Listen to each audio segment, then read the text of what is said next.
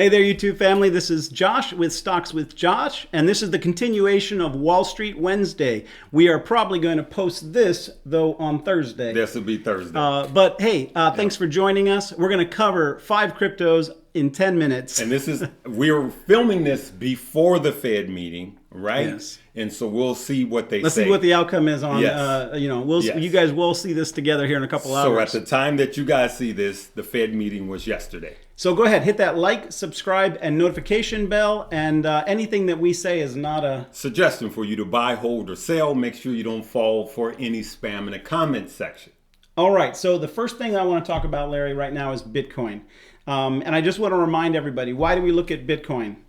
It makes the whole crypto it's going up or down depending on where Bitcoin goes. Think about Bitcoin as the S&P, the Dow, and the NASDAQ all rolled into one. And I would love to say that Bitcoin was being independent. We've called it Bit Gold for a long time. Because it was. It was. And now there's a direct correlation with the NASDAQ. It's funny, you started pointing this out to me. Yep. Really, months and months ago, you said, Josh, I'm seeing a stronger correlation between Bitcoin and the NASDAQ. It's tightening up. Yeah. And now we're literally running, it's just being treated as a tech company at this point. The more adoption that America has, which it is more and more across the world, but especially America, the more adoption America has with Bitcoin, the more correlation you're going to see. And if you pull up a chart with the NASDAQ and Bitcoin, you see a direct correlation. All right, hey, I'm going to jump into the charts and we'll just take a look at what it's showing us. Okay, so, I've identified a couple key points. So the obstacles ahead of a bullish narrative is 42,000. Right now, there's a lot of bearish sentiment on Bitcoin. It's down at its, bottom. This is the trend line. If we break, this is a bearish channel. Moving up, that's a bearish channel. If it was a bullish channel, it would look like this. The stock would basically be going down, but it eventually would break up. A bearish channel actually points up, and oftentimes, it's doing this, but when it comes down, it breaks down. So we're in a bearish channel, but I really believe that this has been there's so many market movers in Bitcoin. These are the exchanges and the miners, and they have the biggest control over manipulating it. And so I'm seeing that, when it's defying traditional charting, that's actually what I'm seeing. Right. The charts still matter, but it's almost like the market movers are setting up these Bitcoin to look like it's going to convince everybody it's going to go this way. And I'm going to tell you why. And I'm actually going to just give a little prequel to my Friday video, which is about, it's essentially about liquidity. I'm going to talk about how DCA is affected by liquidity. I think this is going to be an eye-opening video for people about dollar cost averaging. Yep. And really the underlining factor is liquidity. Now these exchanges, they don't have the liquidity to take Bitcoin higher. And so what they have to do is they basically have to liquidate a lot of people, right? They basically collect and take their money from them, and then they have the liquidity. And what kind of traders are those? Emotional traders. Those are that's what they call dumb money. That's right. And and it's happening. So if you follow Bitcoin and you look at the amount of people that are getting liquidated, hundreds of millions of dollars is transferring. And so here's what's happening. They get you thinking that it's going to go up. Right. And then they drive the price down, liquidating you. Yep. They get you thinking it's going to go down, but then all of a sudden it drives up. So I am not taking to heart or to mind this chart setup right now. I actually believe it's possible that we could see a flash down once we get to 42, right? Because the overall market looks like it wants to flash down, but I actually am believing that we're going to see overall a melt up. It just could be later in this year. I'm still seeing the potential of a 51, 52, and maybe even a $70,000 Bitcoin. But we've got to play it level by level, and and that may not materialize. So let's go ahead and we're going to jump into SHIB. Yeah. Larry, some thoughts. What are you talked about SHIB yesterday on your video. I did. And I did buy some SHIB. And like he said, DCA. So I've been dollar cost averaging in the SHIB because it's in the quad 020 attractive price range. Right? Under 21, so quad 020 range, meaning quad 02035, quad 02050. You know, long as it's quad 020-ish. I'm good with that range right now for this season right now. And so I'm just DCAing in. And if it trends down, I'm still good. If it trends down from there, I'm still good. If it hits quad 017, that's when I'm loading up. And I don't care about the volatility at that point. So this is just me. Well, you know what? I don't like to say loading up in this environment. All right. So, but what I'm saying is I'm only taking small amounts. I'm not loading up right now. I'm just... I know what your loading up looks like, and the position that you told me you bought was a position. It wasn't a load up. And that's because I see, you know, it's not that the fundamentals and the use case and all that is so great. I just know the greater food theory. Well, let me share what I did. We talked about this yesterday. I also took a position in SHIB, and I felt good about it. I feel good about it because it was in the 2Os. Yeah. Right. But at the same time, I looked at the market and thought, the market is saying don't do it. Was that a good decision? Exactly. So I think everybody has a little bit of now let me put this in there. I'm doing this, and like I stated yesterday, if we do get caught trading sideways or it trends down at this price range, I'm fine with it because this it will just turn into a long-term investment for me. And are we covering Solana on this one? We can, but I haven't had it. Well, don't. I'm going to cover it right now. Okay. I'm also doing this with Solana. And Solana, under $88 is where I buy. So I've been DCAing into Solana under $88, and I've been DCAing into SHIB quad 020-ish. I'm going to give a deeper dive into my thoughts on SHIB on another video, but I'm just going to touch on it right now. So SHIB is it's a centralized, these are developers who've come together and created this coin, right? And now we're in a stage of it being marketed so that it could have adoption and find use cases, create an ecosystem of followers. And if they had a list on a whiteboard of accomplishments, they can pretty much say accomplished, right? But the future of SHIB has ultimately it has to become a DAO. It has to become a decentralized autonomous organization.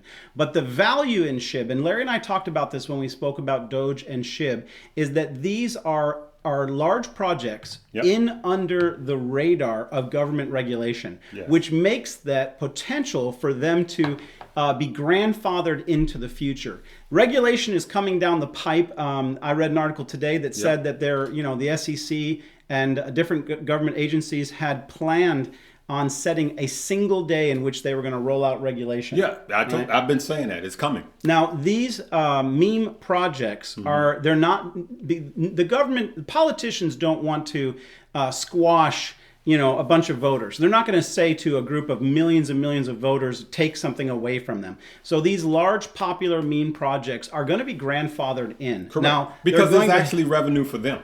Because it's going to be taxed just like capital gains. They're going to have to adapt. They're going to have to evolve. Yes. Right now, they're under the development of a small group of people, but eventually they're going to go to becoming a DAO, right? It's a decentralized, autonomous, votes by the people, votes by the holders of the coin, right? And that's when you're going to see the potential use case of SHIB and the price drive up. So we're still early, believe it or not, on SHIB. We're actually early. Before it becomes a DAO and is in the stage that it's at, the fact that we're pre-regulation, these are all positive fundamentals for me. Yes. But let's look at the price real quick. Let's look at the charts. So this is, I said this to you guys in a previous video about the ranges. What range are we in? What range are we trading? There is a micro range, or I'll call it a local range, and then there's a little bit of a larger range. Please, everybody, forget about this range. This range is dead and over. We're not in that range, and we're probably not going to come back to that. The only way that we could get back into this price range is if Bitcoin went above 69K, or I would say anywhere maybe around above 60K. If you see Bitcoin breaking above 52,000, then SHIB could enter into this range, right? But right now we're going to forget about it. We're between the range of 17 and 20 as price entry and 29 to 35 as take profit. When you see this run up to 29, you're going to see the candles that look like this. They're going to have really tall wicks. And when you see a tall wick, you know that it's time to sell, that the price is going to be in reversal. So I gave you guys, I gave you what you need there on that. I gave you the lower price range of entry. I gave you the take profit range. On my video that I posted, I think on Monday, we talked about limit orders, trailing stop losses, and market if touched orders. Make sure you watch those. Those are important. You know, these are the types of orders that are going to protect you, and trading the range is going to protect you guys. Yep. What we got next? We're going to jump into. We got to keep it cracking. All right, we're going to talk about XRP. Okay. Yes. You know, man, I know that the XRP army is a little frustrated. We're waiting. Yeah, what's going on, Josh? Me too, brother. We Me want too. our money, man. Me too. We're sitting on support. Support from here. There's additional support at 55 and additional support at 50. But the bulls are not letting go of this. The bears are trying to break us below 60, but the bulls are holding on. So when we get down to 60, the sellers just dry up. It becomes, everyone's like, no, this is my XRP. I'm holding on to it. Go on, get out of here, you bears. Exactly. I'm not a seller. And so the sellers dry up, and this is where, you know, the volume begins to level off. And that's where the people get interested again. But, you know, hey, just like Bitcoin's at a low level, lowest of its range, XRP is, we could be facing a moment in the market where a flash down occurs. Right. And so we are on that range. I'm going to give you guys the range real quick on XRP. And while he's giving you that range, I hope XRP I hope the case is not final until we are out of this bear market. I can wait. Because just like when Robinhood started trading SHIB, the wind was taken out because of the market, simply because of the market that we're in. So me personally, I don't want the case to be over right now. I wanted to wait. Now, I pitched a theory to my son. We were talking crypto last July, and I said to him, wouldn't it be something if the settlement on the XRP case was the trigger or stimulus to turning the crypto market around? Going up. Right. Exactly. There are a lot of news stories are being just thrown under like a wet blanket. Right. But, and look at the timing of this. And I want you to go back. Look at the timing of the market, right? So the Fed is going to say what they're going to say. You know, at the time of seeing this, they said it yesterday. We're filming this before the Fed meeting. You know, we could hit another high before the recession, quote unquote, from 2023 second quarter. So the stock market literally can hit another all-time high. It's a little bit likely. And it's likely. And if the case gets settled in that time period, it will explode. But if the case gets settled and we're in a downtrend of the bear market, then it's just going to lose all its lackluster. Yeah. All right. So that's why I can wait, good people. Be patient. I think I don't know. I think I gave you guys the price ranges. We are looking at a ceiling that's been developed around 75 to 78 cents. And we are so that's going to be the beginning place where you would consider taking profits. You guys have to remember that no matter if you're an XRP lifetime holder, you're in a category. And then there's swing traders and day traders. They're only looking at the movement that can make them the most money and help them, you know, get in and out with a profit. And those are the people that are currently moving this market. That's why it's, you know, sell the rips and, you know, you're potentially buying the drops.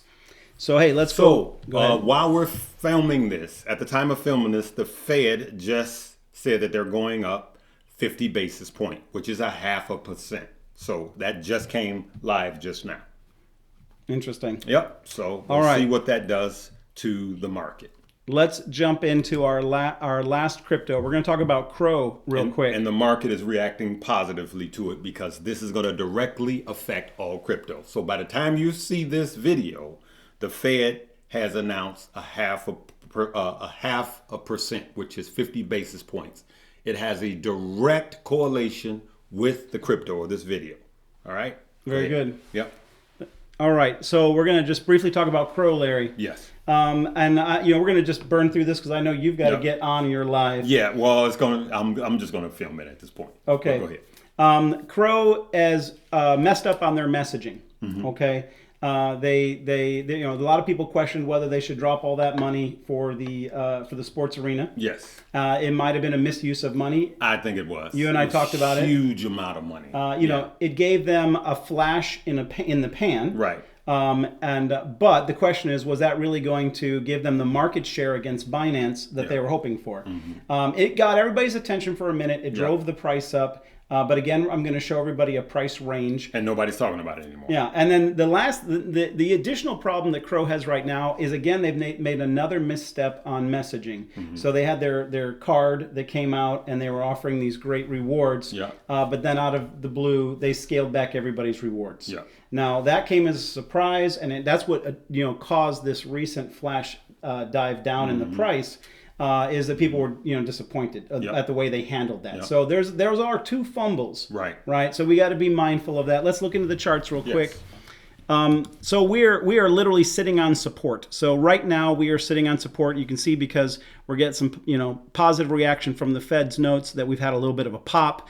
We're trading this range from really it's around 26 cents.